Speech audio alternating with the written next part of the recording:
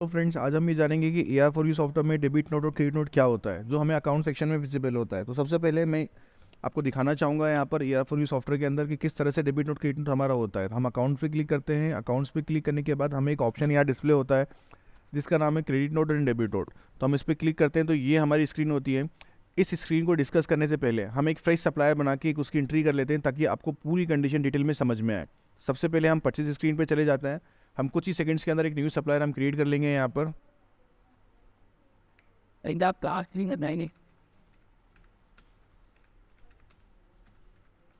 हमने यहाँ पर एक सप्लायर हमारा क्रिएट कर लिया है। डिटेल हम यहाँ पर कुछ भी फीड कर देते हैं।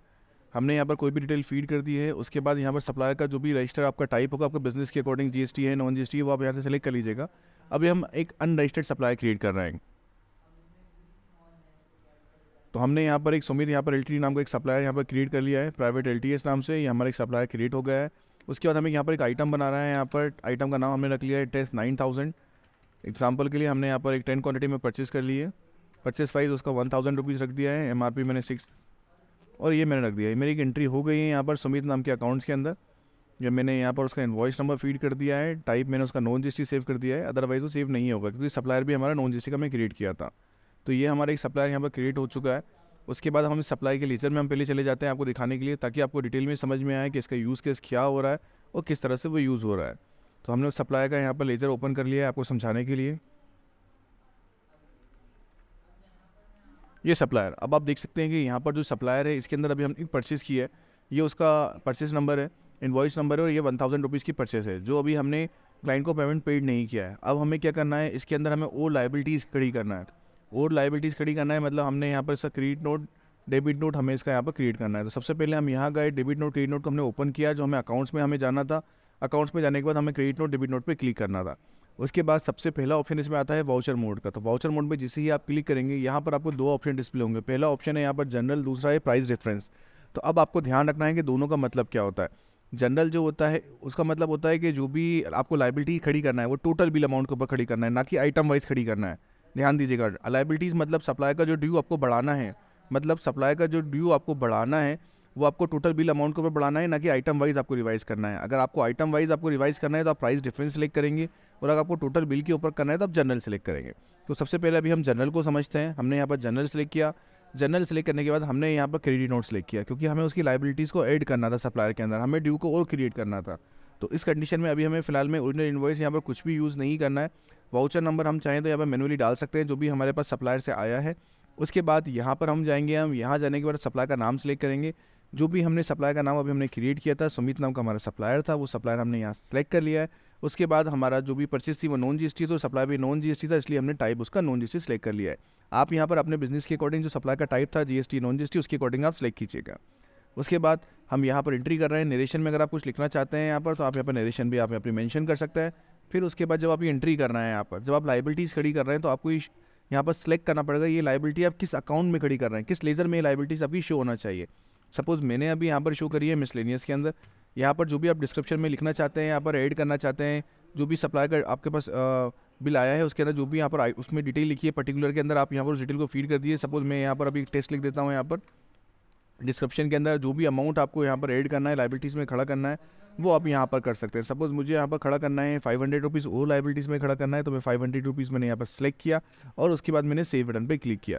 अब आप देखेंगे मैंने सेव बटन पर क्लिक कर दिया है। यहाँ पर मैंने जो सप्लायर था उस सप्लायर के अकाउंट में लाइबिलिटीज़ को मैंने खड़ा कर दिया था। सप्लायर मेरे पास ऑलरेडी यहाँ पर ओपन था, आपको दिखाने के लिए मैंने दोबारा सप्लायर को यहाँ पर सर्च करा ताकि आपको प्रॉपर्ली डिटेल समझ में आए। अभी आप देख सकते हैं कि मैंने रिफ्रेश नहीं किया है, खाली आपका 10,000 रुपीज़ का आपको ड्यू यहाँ पर शो हो रहा है। लेकिन अब आप देखेंगे जैसे ही मैंने उसको सेलेक्ट किया तो यहाँ पर मेरे 10,000 रुपीज़ का पुराना ड्यू शो हो रहा था, और 500 रुपीज़ की जो मैंने नई लाइबिलिटीज़ खड़ी करी थी वो 500 रुपीज़ की नई लाइबिलिटीज़ भी यहाँ पर शो होने लगी है।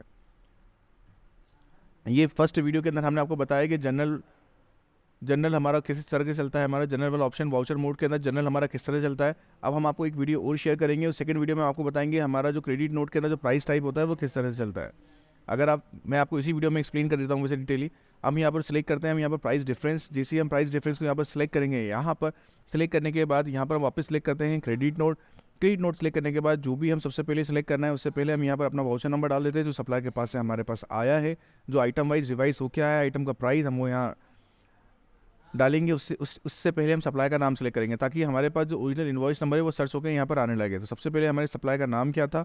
हमारे सप्लाई का नाम था यहाँ पर सुमित प्राइवेट लिमिटेड। तो सुमित प्राइवेट लिमिटेड को हमने सेलेक्ट किया, और जैसे ही हमने यहाँ पर कर्जर रखा, तो यहाँ पर आप एक बात का ध्यान दीजिएगा, अभी यहाँ पर हमने खाली एक ही परचेस का बिल इंटर किया है सुमित से हमने एक ही परचेस का बिल इंटर किया है, तो परचेस का इनवॉइस नंबर यहाँ पर एक ही आ रहा है। अगर मल्टीपल होते तो यहाँ पर उनकी लिस्ट आ जाती है। अब किस बिल के रेफरेंस में सप्लायर ने हमें बना के दिया है बिल, तो उस बिल को हम यहाँ सेलेक्ट कर लेंगे। यहाँ पर हमारा ये बिल था, इसके अगेंस्ट सप्लायर ने हमें दिया है। अब आप नोटिस करेंगे, इससे पहले वाला जब हम जनरल था, जनरल वाले के अंदर हमारी जो लेजर थी वो नीचे आ रही थी, लेकिन जो प्राइस डिफरेंस होता है उसमें लेजर हमारी ऊपर आ जाती है। और यहाँ पर हमें अपना लेजर का अकाउंट सेलेक्ट करना पड़ता है कि ये जो हम एंट्री कर रहे हैं लाइबिलिटीज़ की, अब किस अकाउंट में हमें रिफ्लेक्ट कराना है। अभी फिलहाल मैं मिसलेनियस एक्सपेंसेस के अंदर मैं शो करा रहा हूँ। आपके बिजनेस के अकॉर्डिंग जिसमें भी जाना चाहिए आप उसमें उसको शो करा सकते हैं अपने अकॉर्डिंग। तो मैंने यहाँ पर मेरे अकॉर्डिंग यहाँ पर मिसलेनियस एक्सपेंसेस में जाएगा यहाँ पर, तो मैंने मिसलेनियस एक्सपेंसेस में यहाँ डाल दिया है। उसके बाद नीचे जाने के बाद जो भी सप्लायर की आपका टाइप था कि जो भी परचेस का बिल है उसके अकॉर्डिंग यहाँ पर आप सेलेक्ट कर लीजिएगा जीएसटी नॉन जीएसटी जिस तरह से आप एंट्री करना चाहता है।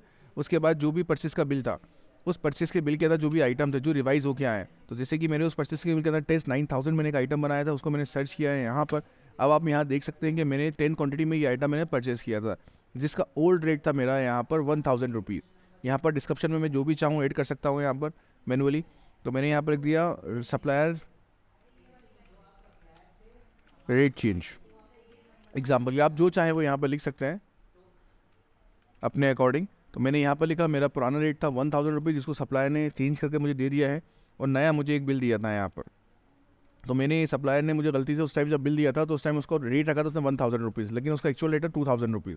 तो सप्लायर ने मुझे नया रेट 2000 रुपीज़ का यहाँ पर एक बिल दे दिया था अलग से बना के, जो मेरे पास यहाँ आ चुका था, जिसकी मैं यहाँ पर एंट्री कर रहा हूँ और अपनी लाइबिलिटी को मैं खड़ा कर रहा हूँ मैं यहाँ पर। ठीक है, तो यहाँ पर मैंने इस पर क्लिक किया, मैंने सेव बटन पे क्लिक किया और ओके बटन पे क्लिक किया। अब आप यहाँ देखेंगे कि मेरी एंट्री सेव हो चुकी है। अब आपको शो करने के लिए मैं वापस सप्लाई के लेजर में यहाँ जाता हूँ।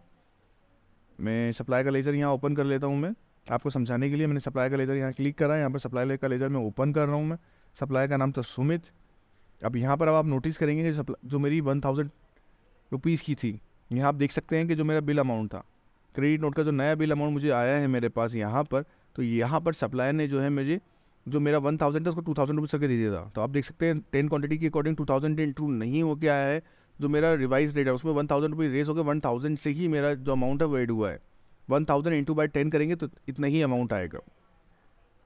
आई होप आपको ये समझ में आया हो कि सप्लायर से क्रेडिट नोट प्राइस डिफरेंस और जनरल किस तरह से हम यूज़ करते हैं।